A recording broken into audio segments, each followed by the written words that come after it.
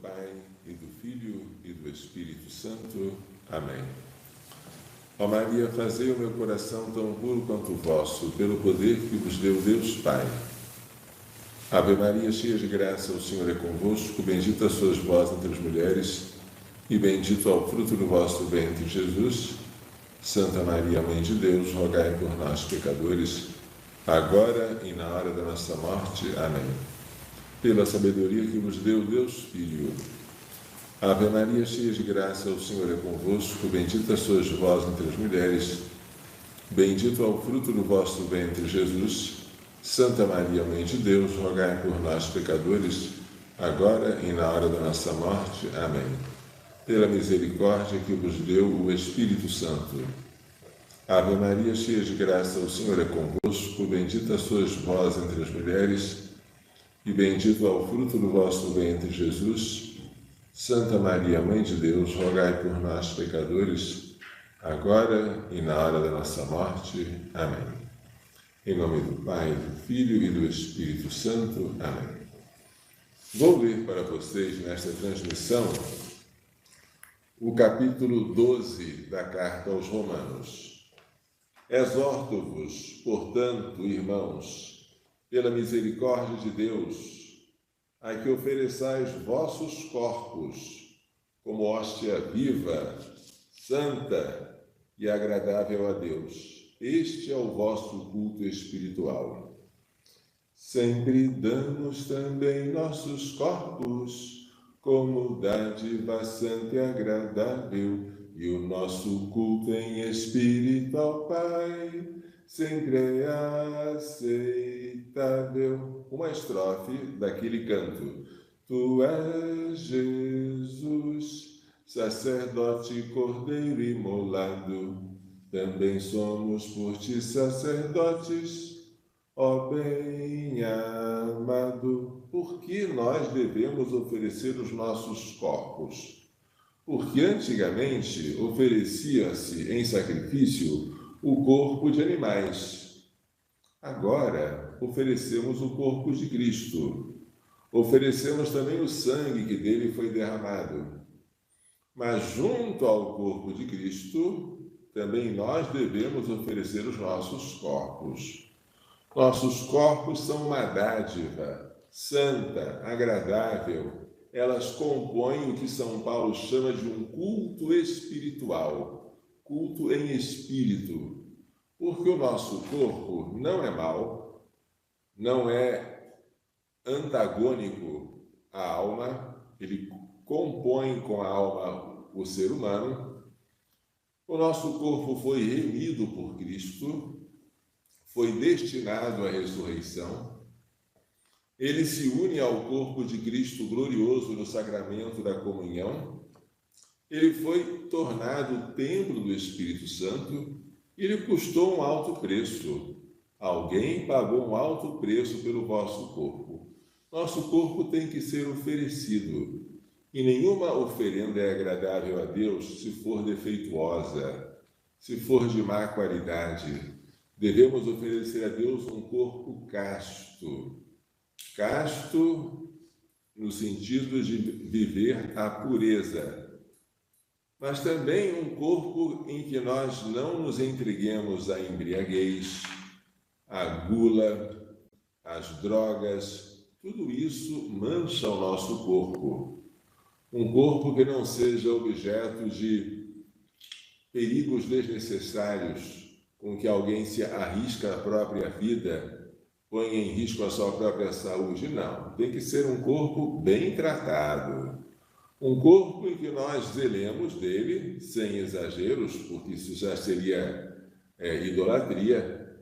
Zelemos bem dele, tomemos cuidado para que ele glorifique a Deus e evitemos que este corpo, por nossa culpa, se torne causa de queda para os outros, o que é o pecado de escândalo.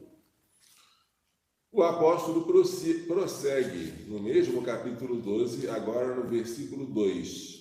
Não vos conformeis com este mundo, mas transformai-vos, renovando a vossa mente, a fim de poderdes discernir qual é a vontade de Deus, o que é bom, agradável e perfeito. Este versículo 2 parece uma antítese daquilo que se diz: eu tenho que andar na moda, eu tenho que viver como os outros vivem, eu tenho que fazer o que os outros fazem. São Paulo diz exatamente o contrário. Não vos conformeis com este mundo. Não é o mundo que dita regras para você. É você que se converte e, com a sua conversão, se torna sal, luz e fermento deste mundo. Renovai a vossa mente, a fim de discernir qual é a vontade de Deus, o que é bom, agradável e perfeito. No Evangelho segundo São Mateus, Jesus usa, lá no Sermão da Montanha, a expressão sal da terra e luz do mundo. Vós sois o sal da terra. Ora, se o sal se tornar insosso, com que salgaremos? Para nada mais serve, senão para ser lançado fora e pisado pelos homens. Mas o sal coloca-se na comida em pouca quantidade. Mas esta pouca quantidade é indispensável. Uma comida insossa é muito diferente de uma comida com uma pitada de sal. Aquela pitadinha faz uma diferença. E se você achar que por ser pouca a pitada de sal ela é dispensável, está enganado. Ela é pouca, mas ela é necessária para dar sabor. O sal também serve para conservar os alimentos. No tempo em que não havia geladeira, refrigeração elétrica, o único meio de conservar a carne por algum tempo era salgando-a. O sal dá sabor e o sal conserva. O que nós devemos fazer com este mundo? Dar um sabor a este mundo tão insosso e conservá-lo, não permitindo que ele apodreça.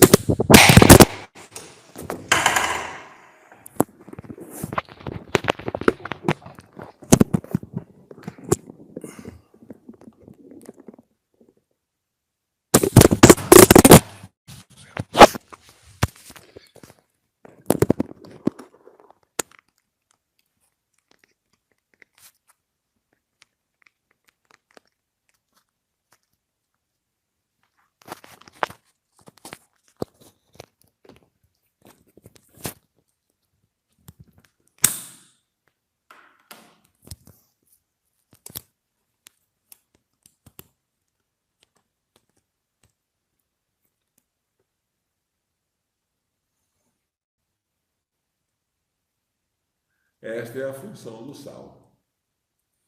Se nós somos sal da terra, nós não podemos. Se você fosse igual aos outros, você não faria diferença nenhuma com a sua presença ou com a sua ausência. Nenhuma cozinheira de bom senso tempera comida com mais comida. Tempera feijão com mais feijão. Tempera arroz com mais arroz. Não! A gente tempera comida com algo diferente dela, que é o sal. Assim também, se você é diferente deste mundo, louvado seja Deus por isso, salgue este mundo com a sua diferença. Vós sois a luz do mundo. Estou lendo São Mateus, capítulo 5, agora o versículo 14. Não se pode esconder uma cidade situada sobre um monte, nem se acende uma lâmpada e se coloca debaixo do alqueire. Alqueire aqui é uma mesinha, um móvel. Mas sim no candelabro, e assim ela brilha para todos os que estão na casa. Brilhe, do mesmo modo, a vossa luz diante dos homens, para que, vendo as vossas boas obras, eles glorifiquem o vosso Pai que está nos céus. Portanto, ainda que a nossa luz pareça quase nada, ela faz uma diferença na escuridão. No tempo em que não havia lanterna em celular, e que as lanternas elétricas nem todo mundo carregava na mão, quando apagava a luz em um lugar onde havia uma multidão, aquele grito assim de pasmo, e alguém de repente acendia um palito de fósforo, parecia um sol. Mas era uma luz tão pequenininha, mas no meio daquela escuridão fazia tanta diferença. Ou se alguém tirava uma lanterna do bolso, que não era tão comum assim como hoje no celular, e ligava, nossa, que alívio para os meus olhos. Neste mundo de trevas, se você brilhar, não pense que a sua luz não vai fazer diferença, ela vai fazer.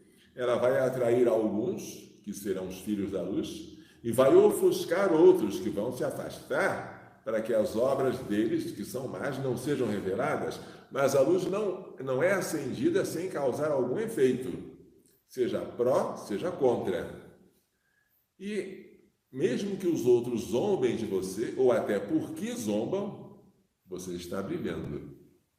Você está brilhando. E qual é a função de brilhar? Exibir-se? Não! Brilhe a vossa luz diante dos homens, para que eles vejam as vossas boas obras e glorifiquem o vosso Pai que está no céu.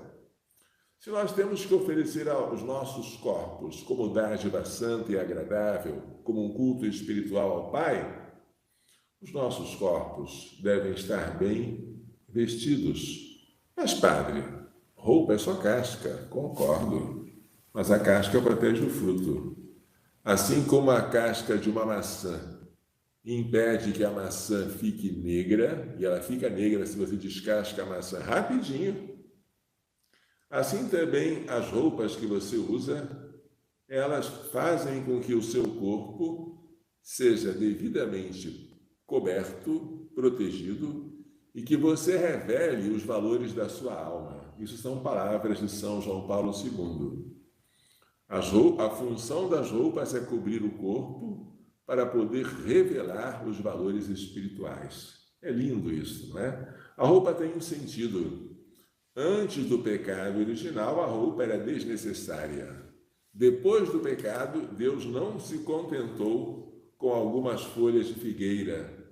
Ele próprio providenciou peles de animais para servir de roupas para o primeiro casal. Agora, então, gente, nós temos que cuidar de como nós nos vestimos. Uma roupa decente é uma roupa comprida, que é o contrário de curta. É uma roupa folgada, que é o contrário de apertada, justa. E é uma roupa opaca, que é o contrário de transparente. Se nós cobrirmos bem o nosso corpo, as pessoas são capazes de ver o que há de mais lindo em nós, que é a nossa alma. Mas se nós, levianamente, deixamos que o nosso corpo apareça, ou não o cobrimos bem, ou não o cobrimos devidamente ou suficientemente, os outros vão olhar em nós só a carne, e nada mais do que isso. Pode ser até que se atraiam, mas se atraem como um freguês se atrai pela mercadoria de açougue. Nada mais do que isso. Isso não é digno do ser humano. Você é muito mais do que um pedaço de carne. Você é espírito e matéria. E até a sua matéria não é objeto de consumo. Ela um dia vai ressuscitar com Cristo. Cristo assumiu um corpo e também uma alma para que nós tivéssemos, além de uma alma imortal, um corpo glorioso. E essa é a nossa esperança. Mas, padre, se eu vestir essas roupas que você está falando, todo mundo vai dizer que eu estou fora da moda. Mas quem me disse que existe moda? Moda é para quem está sempre olhando para os costumes ao redor. Quando todo mundo começa a se pentear assim, eu vou me pentear assim. Se todo mundo começa a pentear assado, eu vou me pentear assado. Por quê? Porque eu sou Maria vai com as outras. Porque eu não tenho personalidade. Porque os outros fazem e eu imito. Isso é falta de personalidade. Você não é. Você deixa ser o que os outros são. Que coisa triste. Mas se você tem um único pastor que é Cristo, e você não se deixa guiar pelos outros quando querem levar você ao abismo, você não se preocupa por ser diferente. Aliás, é até uma glória, porque a sua diferença vai fazer a diferença. Você, sendo diferente dos outros, vai atrair outros também a trilharem esse caminho da diferença.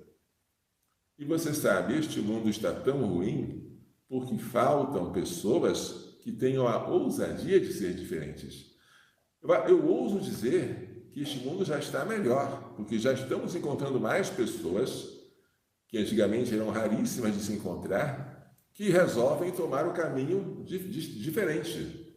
Todo mundo se veste assim, eu vou vestir diferente. Por quê? Porque eu não sou todo mundo? Porque eu sou diferente dos outros. Os outros se comportam como escravos, eu me comporto como filho. Os outros se vestem para estar na moda, eu me visto para agradar a Deus. Os outros se vestem porque acham que estão seguindo os ditames do mundo. Eu me visto dessa maneira porque eu estou seguindo os mandamentos de Deus e o que mais agrada a Ele. Essa é a diferença. Eu não me conformo com este mundo. Eu sou um agente de transformação no mundo. A luz brilha sobre as trevas. O sal dá sabor ao mundo insosso. E o fermento na massa, ele faz a massa crescer. Nem se percebe. É um processo lento. É um processo interno. Mas a massa vai crescendo. Assim somos nós cristãos neste mundo. Se nós não formos covardes, se nós não formos como Simão antes da conversão, que disse 3 vezes, eu não conheço este homem, por medo, por covardia. Se nós formos como Pedro, que depois da conversão deu testemunho vigoroso diante do Sinédrio e ficou contente por ter sido açoitado com varas pelo nome do Senhor Jesus, então o próprio Senhor Jesus vai dar testemunho a nós diante do Pai, certo? Portanto, não nos conformemos com este mundo. O que eu quero dizer com isso? Longe de nós, cristãos, ficarmos pensando, o que eu vou fazer agora? Não tenho nada para fazer, eu tenho muito o que fazer. Eu tenho muitas almas para salvar até que nosso Senhor venha. Eu tenho que evangelizar muitos que não conhecem a Cristo. Eu tenho que obter, pela oração, a conversão de muitos pecadores. Longe de nós, cristãos, perguntarmos, o que está passando hoje na televisão, hein? Você viu qual é o último filme do cinema? Eu quero me distrair. Essa atitude passiva, vou me sentar, ligo uma televisão, às vezes só com o controle remoto, para não ter trabalho de me levantar e ficar olhando, recebendo, absorvendo passivamente tudo aquilo que me mandam. Essa atitude não pode ser minha. Se eu sou um cristão, eu não sou um receptor daquilo que o mundo me dá. Eu sou um agente transformador. Em vez de receber o conteúdo, que, aliás, costuma ser péssimo, e o que tal a gente criar um novo conteúdo? Como assim, padre? Você quer que eu agora vá criar coisas? Exatamente. Antigamente, quem é que podia fazer homilias na televisão? Um bispo, um cardeal, que apresentava a Santa Missa em seu lar uma vez por semana. Hoje, com a internet, qualquer padre, se quiser, pode distribuir suas homilias online. Pode. E as pessoas assistem. Isso é bom? Se o padre souber aproveitar esses meios de comunicação, que são modernos, podem ter utilidades péssimas, mas se aproveitar para a glorificação de Deus e para a salvação das almas, ótimo, vamos fazer isso. Quanto àquilo que já vem pronto para nós, empacotado para você consumir, muito cuidado, gente, muito cuidado. Porque até as coisas que parecem boas, muitas vezes estão envenenadas. E não faça isso. Padre, eu vou assistir, mas se tiver alguma coisa imoral, eu desvio meus olhos, eu passo aquela cena. Não faça isso. Quando você viu uma coisa imoral, você já viu. Ainda que você desvie os olhos, aquela imagem já está na sua mente. E ela vai ter seus efeitos, porque você não foi prudente.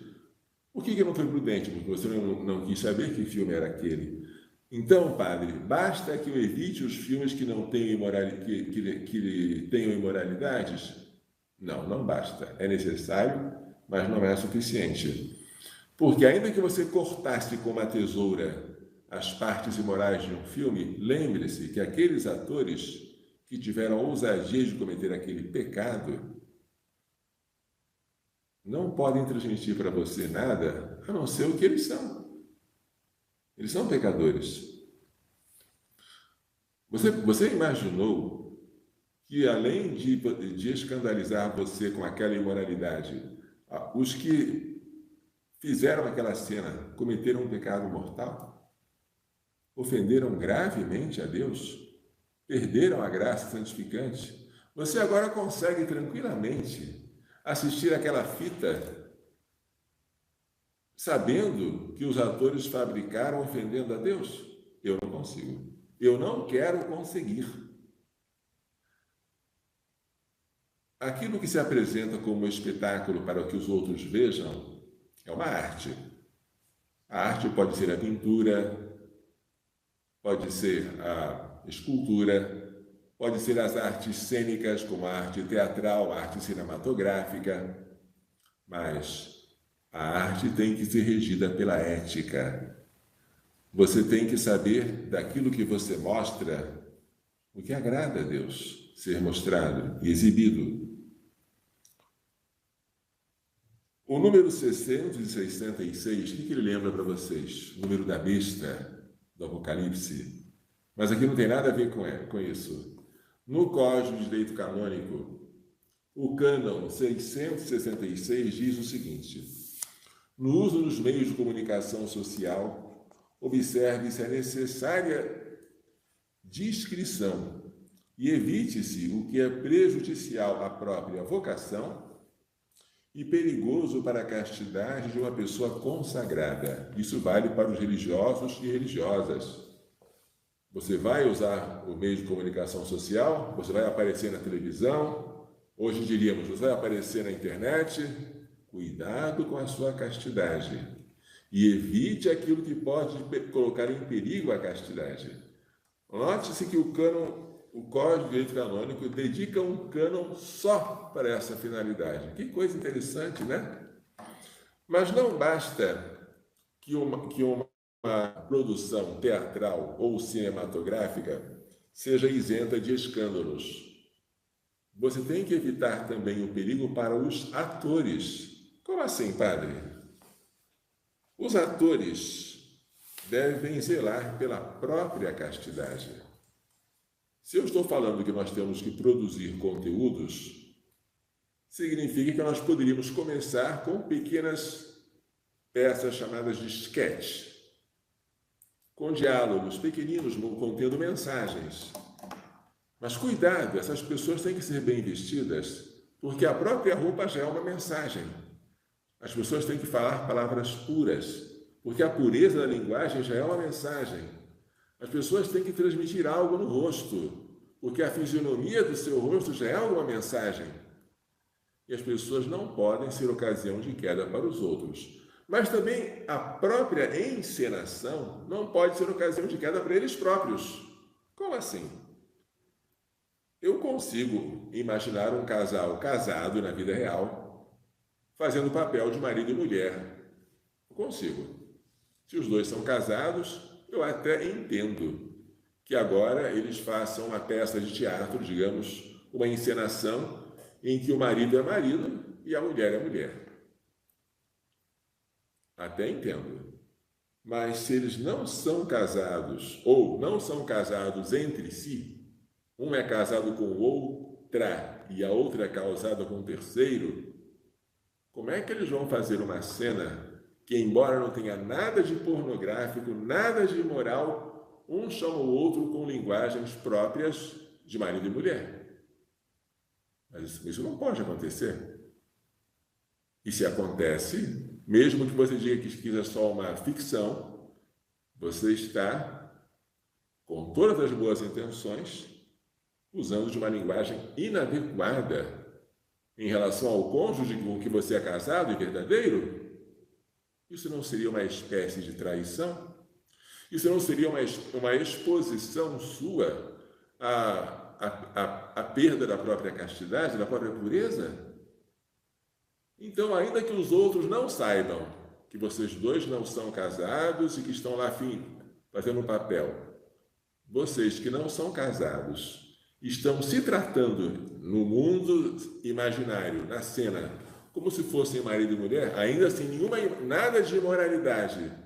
Isso para vocês dois não é bom. Isso não agrada a Deus. Padre, que difícil então ser um ator ou ser uma atriz no mundo cinematográfico ou teatral, sem ofender a Deus. É uma arte. É uma arte.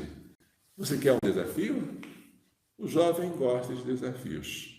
Vamos mudar o nosso cinema, vamos mudar o nosso teatro, não só evitando escândalos que está fora de cogitação, mas evitando também ocasiões de pecar para os atores. Isso mesmo. As roupas dos autores sejam modestas, a linguagem deles seja respeitosa.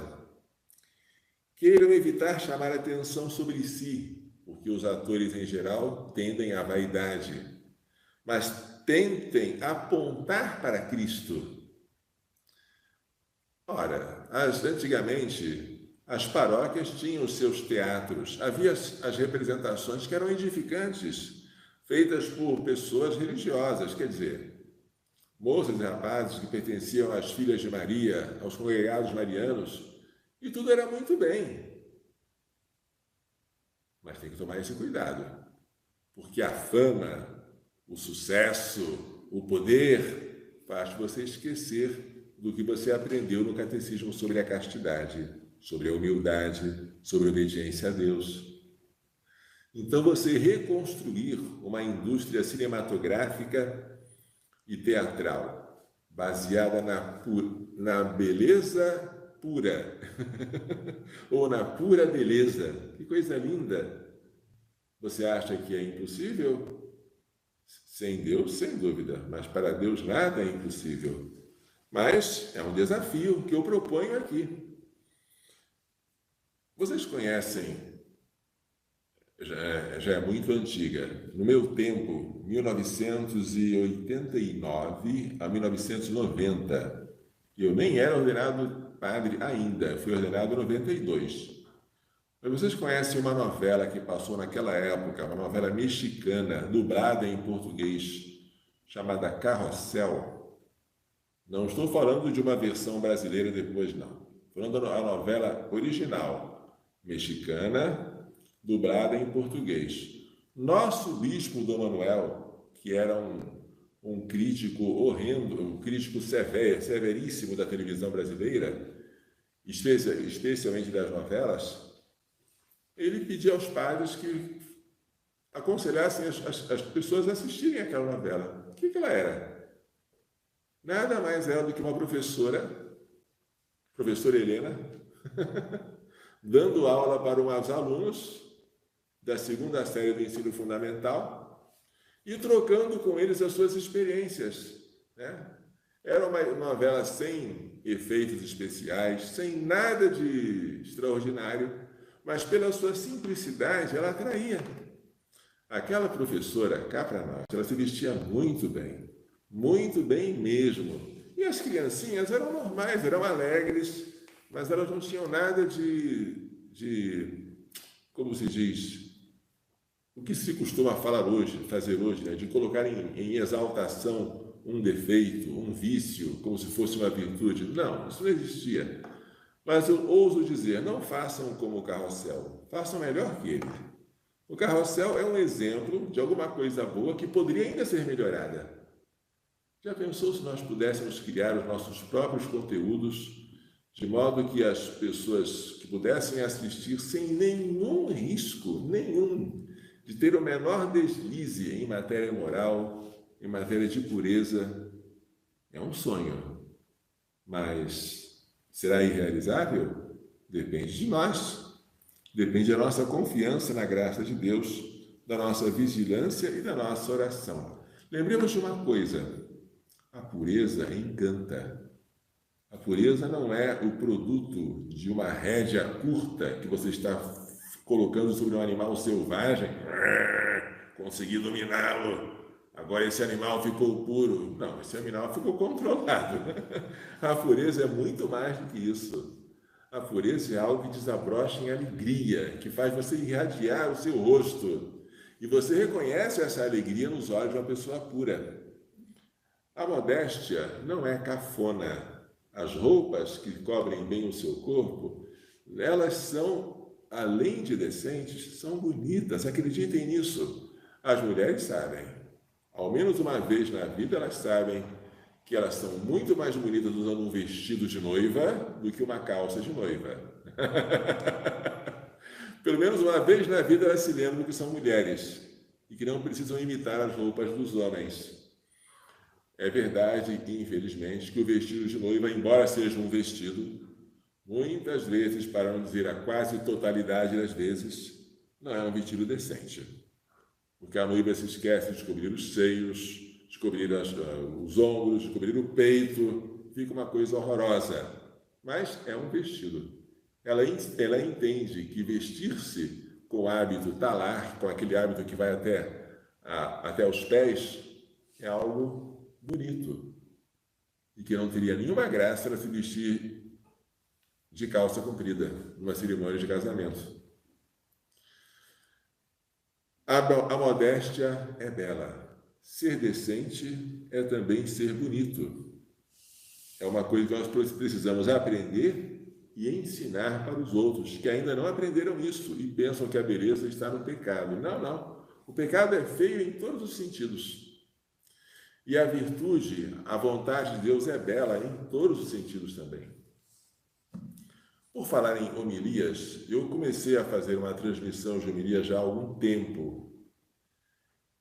Comecei postando no YouTube. E o canal foi crescendo, já tem mais de 10 mil seguidores. Mas veio uma ideia, vou transmiti-la pelo WhatsApp. Então eu comecei a criar um grupo. Só que eu percebi que não dava para criar um grupo muito grande.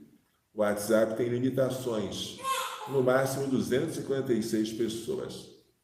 Aí eu fui obrigado a criar um outro grupo, porque o primeiro estava lotado. Ficaram 2 grupos. Mas eu notei uma outra limitação também. O WhatsApp não aceita que a gente envie arquivos acima de 16 MB. Quando você quer mandar uma homilia longa, cada mega, grosso modo, é 1 minuto. Mais ou menos, né? Se você quer mandar uma homilia longa que tem um tempo maior, às vezes você não consegue. O WhatsApp limita e bloqueia. Puxa vida. E eu percebi também que o WhatsApp tinha uma outra limitação, e essa bem pior. É quanto à nossa privacidade. Vocês se lembram disso aqui? Eu me lembro. Isto aqui é um anúncio, uma advertência, um lembrete que apareceu nas telas do seu celular, que usava o WhatsApp, no início de 2021. Ao receber este lembrete, este anúncio, você era convidado a clicar em concordo. E se você clicasse em concordo, você estava aceitando que os seus dados pessoais fossem compartilhados com as empresas do Facebook. Não é apenas com a página do Facebook. Não. As empresas do Facebook. Isso causou uma reação negativa muito grande, porque o usuário só tinha uma opção: ou clicar em concordo, ou então, a partir do dia 8 de fevereiro, deixar de usar o aplicativo. Era uma ameaça, era um ultimato. Por causa disso, o WhatsApp resolveu estender a data fatal até 15 de maio. Então, 8 de fevereiro não aconteceu nada, mas no dia 15 de maio você teria a seguinte opção: ou você clicaria dizendo que concorda com as novas regras, com os novos termos de privacidade para compartilhar seus dados com as empresas do Facebook, Ou então você teria as suas funcionalidades diminuídas. Você poderia aceitar e receber chamadas, poderia ler algumas coisas, mas não poderia fazer tudo o que fazia. Serviria de um meio de pressão para que você acabasse concordando e clicando em concordo. O dia 15 de maio passou. Eu não cliquei em concordo. E você clicou? Eu acho que muita gente clicou sem nem perceber que estava clicando. Era um dos tantos botões que você era chamado a apertar para continuar usando o aparelho. Você nem deu a importância a isso. Eu não cliquei. Até hoje, eu estou livre do compartilhamento de dados com o Facebook. E o que são esses dados compartilhados? Gente, é muita coisa. Eu pedi ao WhatsApp que me desse os dados da minha conta. Aqui está o relatório que eu recebi. Podem ler isso aqui? Dados da sua conta do WhatsApp. Tá bom?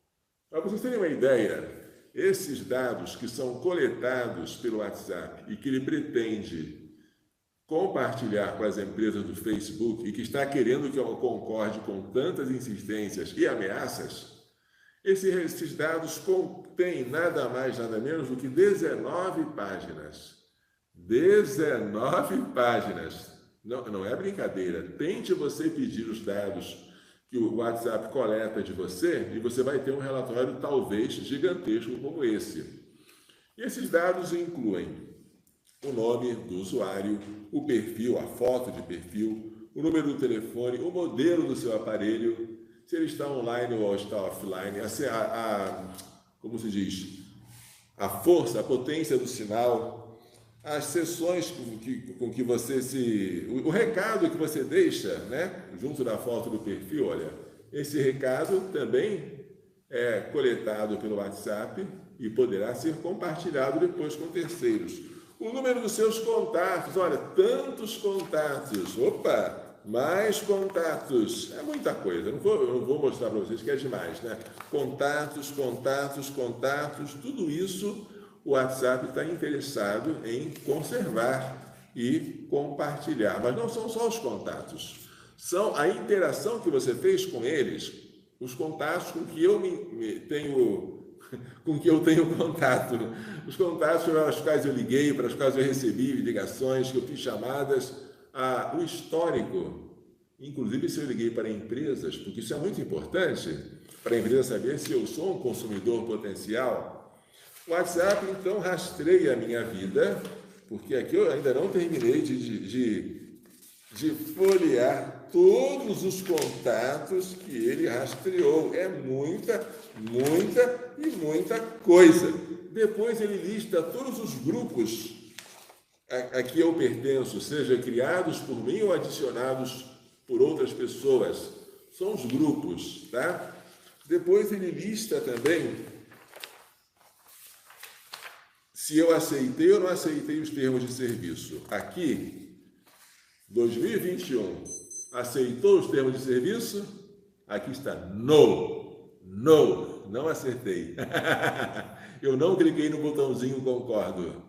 Estou livre, por enquanto, do compartilhamento de dados, o que não significa que a coação continue, não é?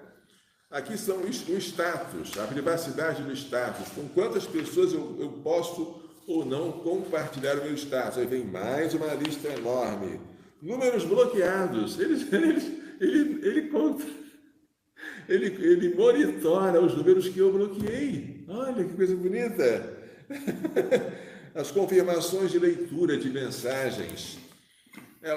Às vezes em que eu fiz sincronização no aparelho, as informações do aparelho, qual é o modelo, qual é o sistema operacional.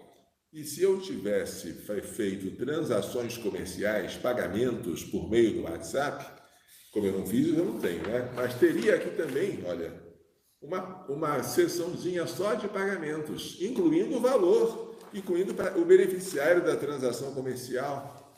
Gente, os dados não são quaisquer, são dados sensíveis, são dados que fazem diferença. Se fossem dados irrelevantes, para que essa insistência toda de querer que você clique nesse botão concordo?